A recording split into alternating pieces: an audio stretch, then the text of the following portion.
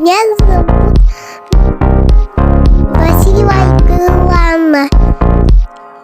Я хожу в детский сад.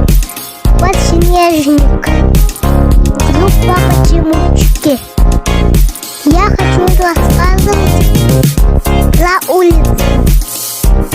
Птицевод, где я живу.